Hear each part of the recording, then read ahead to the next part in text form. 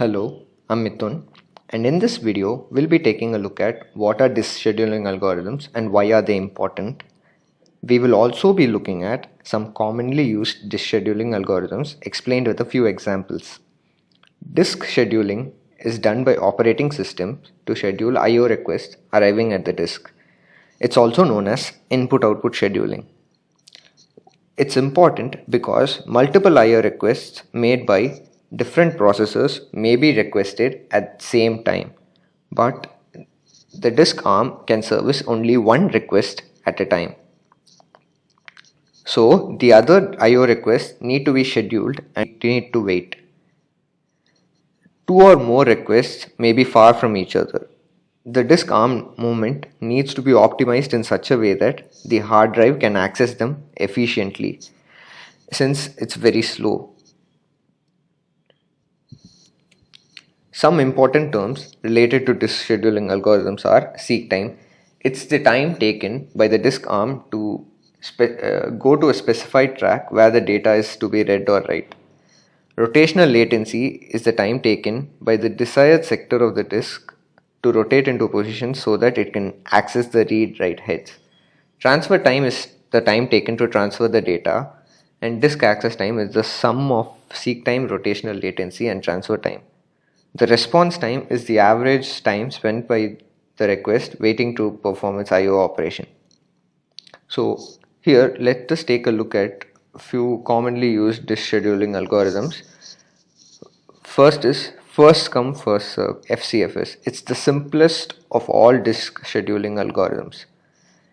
In FCFS, the requests are addressed in the order that they arrive in the disk queue.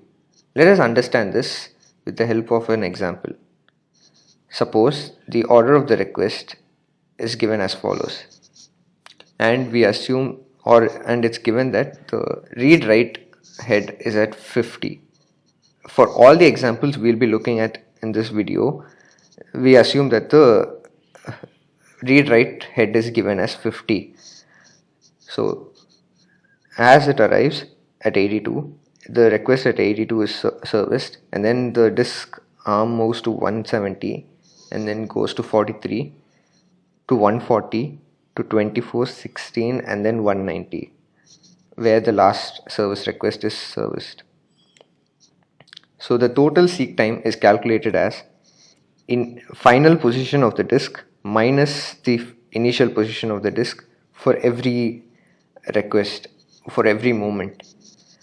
So the read write head ends at 82 minus 50, 170 minus 82, and 170 minus 43.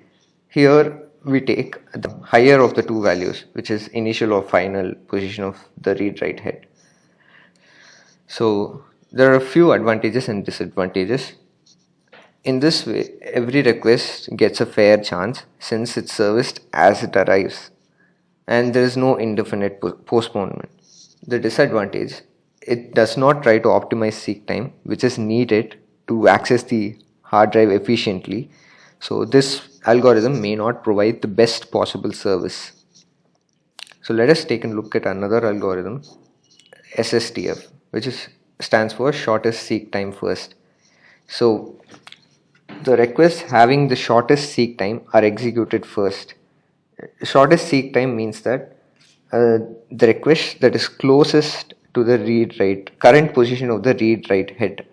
So the request near the disk arm will get executed first, and the seek time of every request is calculated in advance in the queue, and then they are scheduled according to the calculated seek time.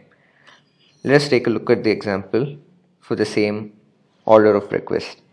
So in this request order, the initial position is at 50, so 43 is the closest to 50, so we move there, and from there the shortest seek time from 43 is to 24, and from 24 it's to 16, and to 82, 140, and 170, and 190. So in this way we are providing an optimized solution. So the total seek time will be the sum of all the shortest seek times, which totals to 208. The advantages are the average response time greatly decreases and the throughput increases. But disadvantages are we have to take into account the overhead in order to calculate the seek time in advance before servicing the requests. And it also leads to high variance of response time as SSTF favors only some requests, and it can cause starvation for a request if it has higher seek time as compared to incoming requests. Scan. Scan algorithm is the algorithm where the disk arm moves into a particular direction and services the request coming in its path, and after reaching the end of the disk it reverses the direction and services the request in the reverse direction. This algorithm works like an elevator, so it's known as the elevator algorithm. As a result, the requests at the mid-range are serviced more and those arriving behind the disk arm will have to wait.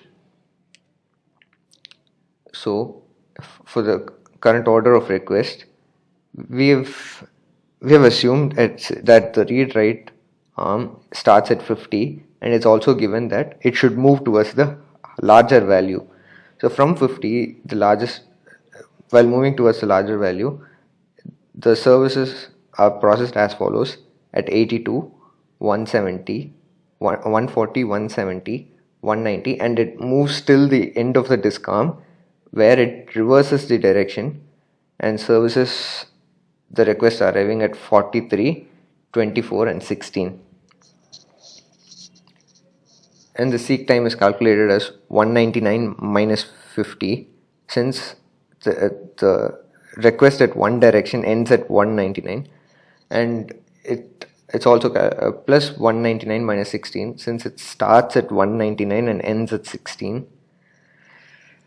And the advantages in this algorithm are it has a high throughput and it has a low variance of response time, hence it has average response time.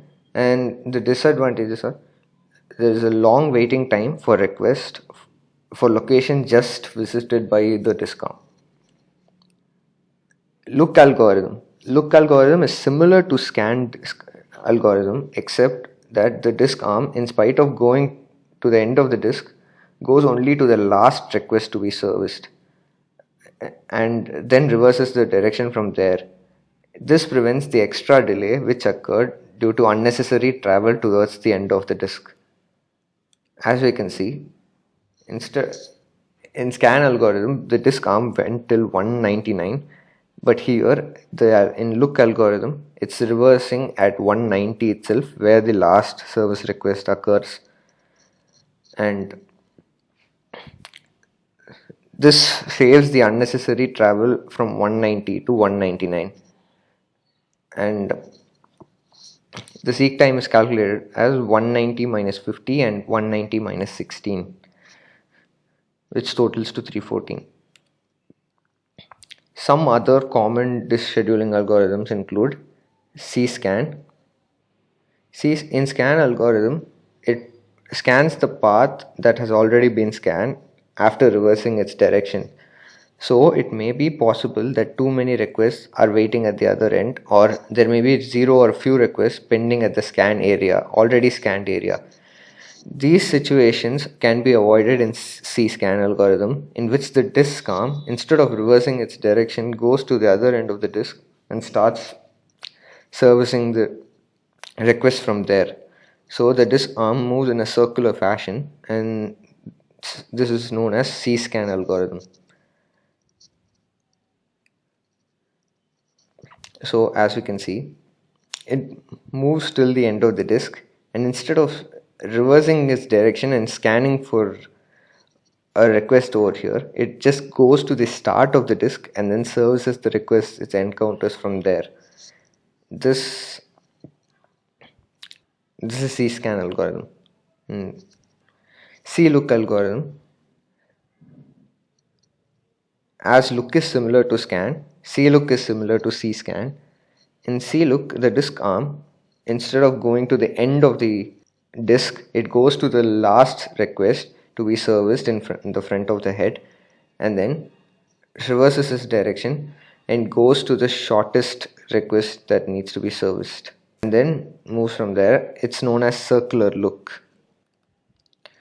RSS stands for random scheduling. It's used in situations where scheduling involves random attributes such as processing time, random due dates, waits, etc. It's usually used for analysis and simulation. LIFO. It's the last in first out algorithm. Newest jobs are serviced before the existing ones. This minimizes locality and resources utilization, but it may seem a little unfair to other requests, and if new requests keep coming in, it causes starvation to the old and existing ones. So that's all for disk scheduling algorithms. Thank you.